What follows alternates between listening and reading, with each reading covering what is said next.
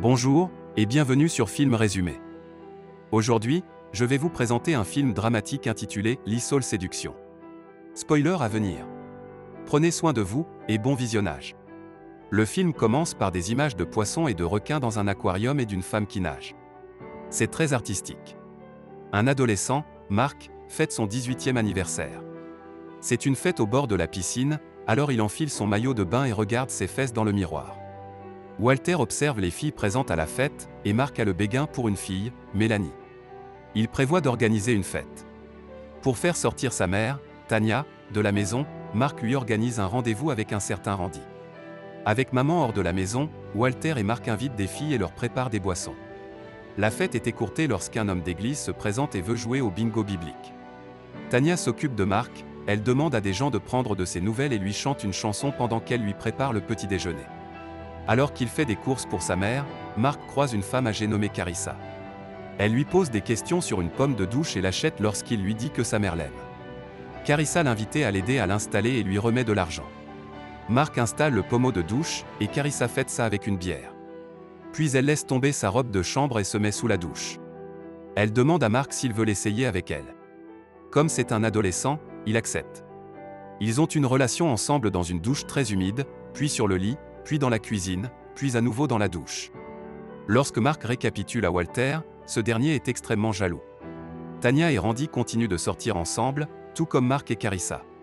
Lorsque Carissa passe prendre Mark pour un rendez-vous au Martini, Tanya se méfie de la voiture de Clarissa. Elle est trop belle pour une lycéenne. Tanya est contrariée lorsque Mark commence à passer tout son temps loin de la maison. Pendant le rendez-vous, Mark parle à Carissa d'une application qu'il a créée. Elle est impressionnée et dit que c'est une idée à $1 million.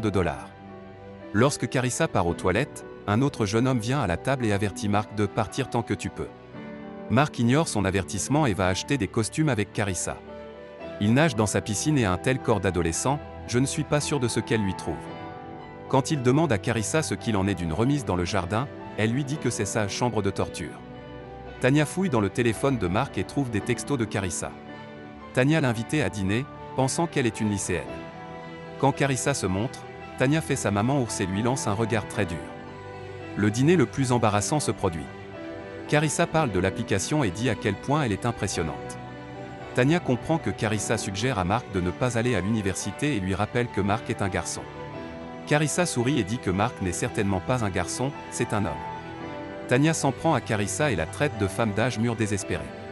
Carissa mentionne que Tanya doit couper le cordon et suggère que Tanya est pire qu'une mère requin. Les mères requins mangent leurs petits. Mark part avec Carissa, ils se retrouvent intimement dans la piscine et elle le menotte aux escaliers et le noie presque pendant leur câlin. Le lendemain matin, elle lui fait du bien et il lui dit « C'est comme ça qu'il faut se réveiller le matin, ça veut dire que tu vas passer une bonne journée. » Tanya fait des recherches sur Carissa, puis lui parle. Elle s'insulte. Pendant ce temps, Mark s'habille et trouve une arme dans la chambre de Carissa. Elle demande à Mark d'emménager chez elle, et il refuse. Carissa le renvoie chez lui en douceur. Mark l'appelle par vidéo et s'excuse.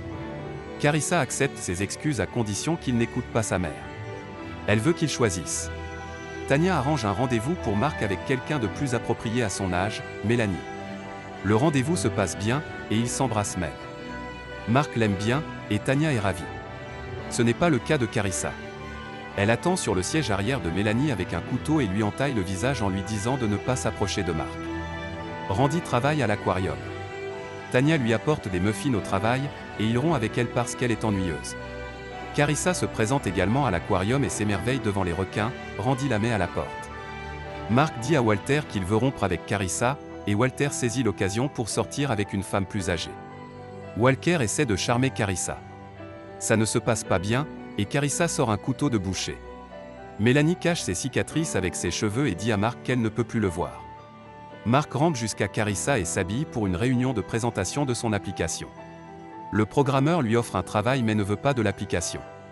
Carissa veut fêter le nouveau travail de Mark, mais il ne veut plus la voir.